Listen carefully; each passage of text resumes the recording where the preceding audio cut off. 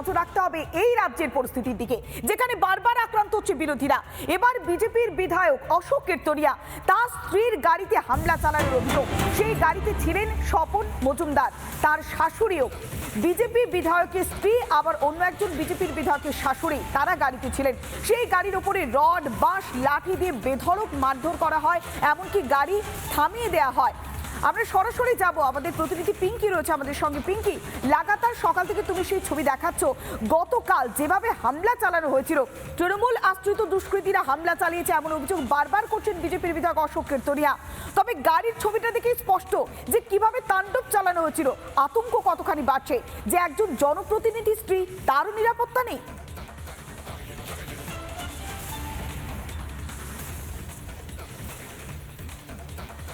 একদম পৌলমী, তুমি তো গাড়ির ছবিটা দেখতেই পাচ্ছ কিভাবে আক্রমণ করা হয়েছে। অশোক কীর্তনিয়ার স্ত্রী ছিলেন গাড়িতে, ছিলেন স্বপন মজুমদারের শাশুড়ি মা ছিলেন এবং সঙ্গে আরও একজন বয়স্ক ব্যক্তি ছিলেন। এবং এই ঘটনার পর আতঙ্ক যেমন বাড়ছে, পাশাপাশি নির্বাচনের আগে পরিবার, এমএলএর পরিবার, নেতার পরিবার, তারাও আক্রমণের হাত থেকে বাদ যাচ্ছে না, কারণ তারা বিরোধী দলের নেতার পরিবার। আমাদের সঙ্গে একদিকে যখন রয়েছেন সেই মৌমিতা দেবী রয়েছেন, মৌমিতা দেবী অশোক কীর্তনিয়ার স্ত্রী মৌমিতা কীর্তনিয়া, এবং তার পাশাপাশি বিশ্বজিৎ সরকার রয়েছেন। বিশ্বজিৎ সরকার এই গাড়ির চালক এবং যিনি কার্যত তার তৎপরতায় গতকাল কার্যত বেঁচে ফেরেন প্রত্যেকে।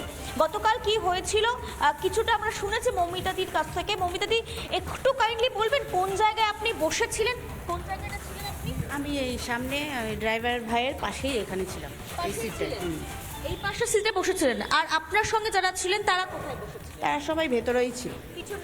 এই পিছনটা যেখানে কাঁচটা ভেঙেছে, এখানে কেউ? এখানেও একজন ছিল। এখানেও একজন ছিল। মানে যেখানে যেখানে যারা ছিলেন তাদেরকে দেখেই অ্যাটাক করা হয়েছে। হ্যাঁ, একদম। আমি একটু যাব বিশ্বজিৎ সরকারের কাছে। বিশ্বজিৎ বাবু, একটু আমাদের যদি দেখান গতকাল কি ঘটলো, গতকাল কোথা থেকে শুরু হলো ঘটনাটা? বাঁদিকে দেখতে পাচ্ছেন এখানে লাথি মেরেছে, যেহেতু এই কাজটা এখানে ভেঙেছে, এখানে লাথি মেরেছে। পেছনে আসেন, পেছনে দেখাচ্ছেন, পেছনে দেখুন এই যে লাঠি সুটা দিয়ে এখানে বাড়ি মারা হয়েছে। হ্যাঁ, আর সামনে আছে, সামনের সেফটি কাজটাও ভেঙে দেওয়া হয়েছে। খুব কালকে মারাত্মক অবস্থা, সিচুয়েশন ছিল ওখানে, যেহেতু বেঁচে ফিরে আসতে পেরেছি, এটা আমাদের ভাগ্য।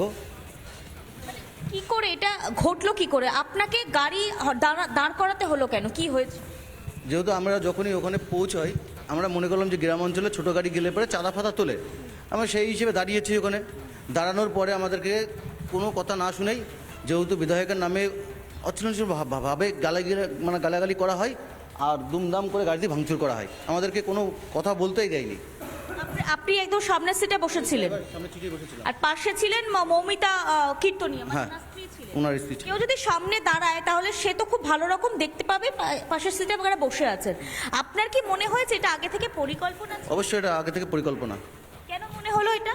যেহেতু আমরা যে ওখানে দাঁড়াতে পারিনি, তার আগে লোক ওখানে হাজির করা ছিল। কতজন দেখলেন, মোটামুটি কতজনকে দেখলেন? 50-60 জনের মতন ছিল। 50-60 জন। একটু গাড়িটা খোলা যাবে, ভিতরটায় কি অবস্থা, কাঁচটার কি অবস্থা দেখতাম? চাবিটা অফিসে রয়েছে। চাবিটা অফিসে রয়েছে, ঠিক আছে, কোনো অসুবিধা নেই। নানা ধরনের কন্টেন্ট দেখার জন্য লাইক করুন, শেয়ার করুন আমাদের ফেসবুক পেজ, সাবস্ক্রাইব করুন আমাদের ইউটিউব চ্যানেল। পাশাপাশি অন্যান্য ব্রেকিং নিউজের জন্য অবশ্যই চোখ রাখুন রিপাবলিক বাংলায়।